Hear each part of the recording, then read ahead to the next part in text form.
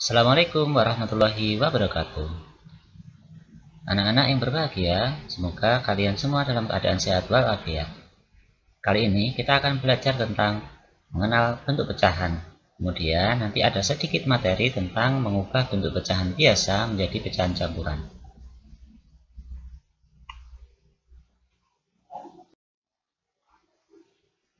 Tujuan pembelajaran kita hari ini ada 4.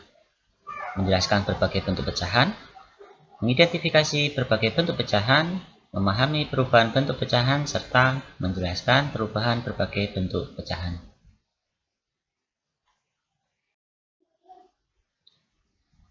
Bentuk pecahan yang kita pelajari ada 4 macam: pecahan biasa, campuran, desimal, dan persen. Untuk detailnya, mari kita simak bersama-sama.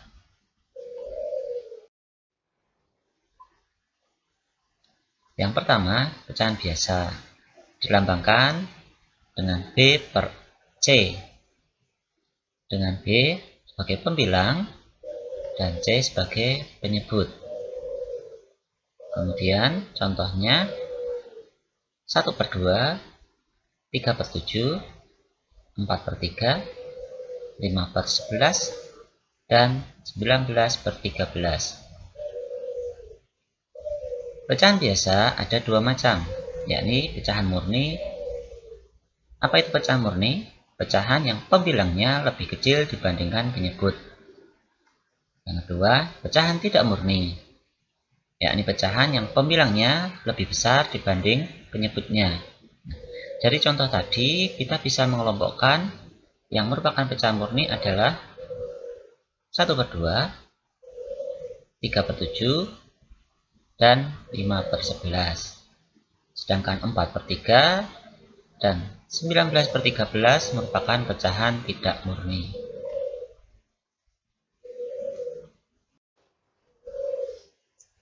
Bentuk pecahan yang kedua adalah pecahan campuran, yang terdiri dari bilangan asli dengan lambang A dan bilangan pecahan yang dilambangkan dengan B per C. Bisa kalian lihat di layar. A, B per C. Untuk contohnya adalah 1, 2 per 3, kemudian 4, 2 per 7. Bilangan asli ditulis dengan ukuran lebih besar dibanding dengan bilangan-bilangan pecahan. Kemudian, pecahan campuran bisa kita jadikan pecahan biasa. Misalnya, 1, 2 per 3, bentuk biasanya adalah 5 per 3. Kemudian 4, 2 per 7, bentuk pecahan biasanya adalah 30 per 7. Nah, bentuk pecahan biasa ini disebut pecahan tidak murni. Jadi yang membedakan pecahan murni dan tidak murni adalah jika pecahan tidak murni bisa dijadikan menjadi pecahan campuran, sedangkan pecahan murni tidak bisa dijadikan pecahan campuran. Nah, bisa kalian simak mana bilangan aslinya, mana bilangan pecahannya. Jangan sampai keliru. Bentuk pecahan yang ketiga adalah pecahan desimal, ditulis dengan tanda koma. Penyebutnya merupakan perpangkatan dari 10. Ini jika pecahan desimal itu kita jadikan pecahan biasa. Misalnya 10, 100, 1000, 10.000, 100.000, dan seterusnya. Yang contoh pecahan desimal adalah 0,1. Yang jika dijadikan pecahan biasa menjadi 1 per 10. Banyaknya angka di belakang koma merupakan banyaknya 0 pada penyebut pecahan biasanya. Contoh yang kedua 0,25. Di situ ada 2 angka di belakang koma, maka nanti menjadi 25 per 100. Ada 2 0 juga. Kemudian 0,375, bentuk pecahan biasanya adalah 375 per 1000.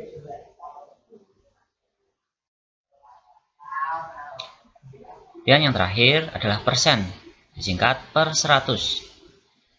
Digunakan untuk menyebut pecahan yang penyebutnya 100. Hanya 100, tidak kurang, tidak lebih.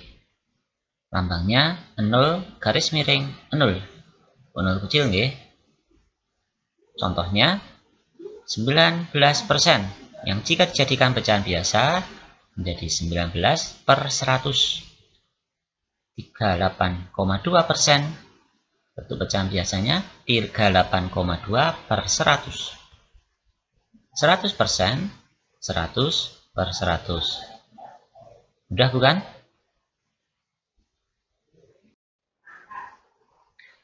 Mari kita review materi yang telah kita pelajari. Pasangkan pecahan berikut dengan tepat. Ada 5 soal.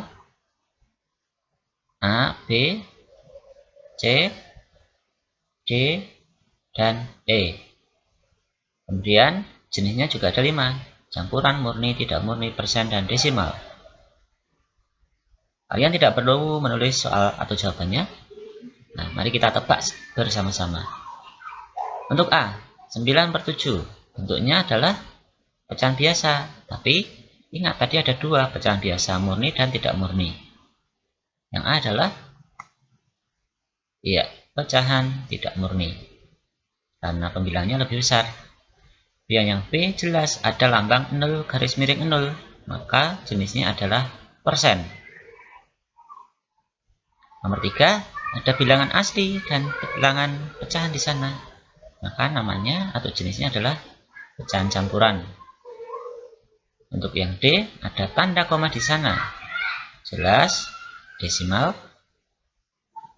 Sisanya pasti pecahan murni karena pembilangnya lebih kecil. Sudah jelas bukan?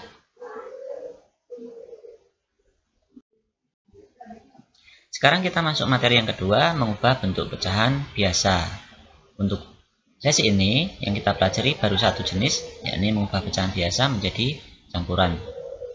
Ingat, hanya pecahan biasa tidak murni yang bisa dijadikan pecahan campuran. Ada 2 cara yang akan saya contohkan. Cara yang pertama, tentukan pecahan campuran dari 20/6 adalah dengan porogapit. Pasti kalian sudah bisa.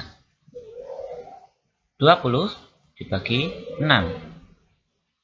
20 dibagi 6 yang mendekati adalah 3. 3 kali 6 hasilnya 18. Kemudian kita kurangkan. 20 dikurangi 18 hasilnya 2. 2 sudah tidak bisa dibagi 6.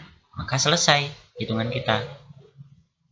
Sehingga 3 merupakan hasil dan 2 adalah sisa. Nah, penulisan pecahan campurannya seperti apa? Seperti ini. Hasilnya kita tulis sebagai bilangan asli, kemudian sisanya menjadi pembilang yang baru, dan 6 tetap sebagai penyebutnya. Sehingga 20/6 bentuk campurannya adalah 32/6. Nanti bisa diulang ya kalau kalian masih bingung. Lanjut untuk cara yang kedua. Cara yang kedua dilakukan dengan mengurangi pembilang dengan penyebut secara berulang. Perhatikan, bentuk campuran dari 20/6 berarti 20 kita kurangi 6. Hasilnya 14, kita kurangi lagi dengan 6. Hasilnya adalah 8. Kita kurangi lagi dengan 6. Hasilnya adalah 2. Kita hitung, ada berapa banyak angka 6 yang kita gunakan? Ada 1, 2, 3. Kemudian angka terakhir, 3 merupakan hasil. Kemudian 2 adalah sisanya. Sehingga pecahan campuran dari 20/6 adalah sama seperti tadi, hasilnya kita tulis dengan besar sebagai bilangan asli, sisanya kita tulis sebagai pembilang yang baru, dan 6 adalah penyebutnya. Sama bukan? Nah, silakan kalian pilih cara yang menurut kalian mudah untuk dilakukan.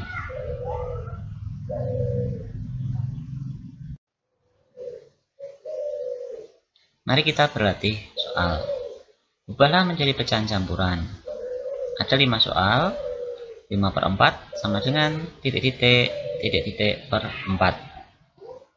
Nomor 2, 16/7 sama dengan titik-titik per penyebutnya tetap ya. Nomor 3, 25/6. Nomor 4, 14/9. Nomor 5, 33/10.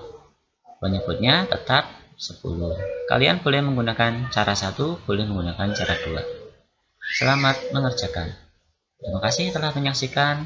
Mohon maaf jika ada kekurangan. Like jika bermanfaat, dislike dan beri komentar jika tidak bermanfaat agar bisa kami perbaiki. Selamat berlatih, tetap semangat. Assalamualaikum warahmatullahi wabarakatuh.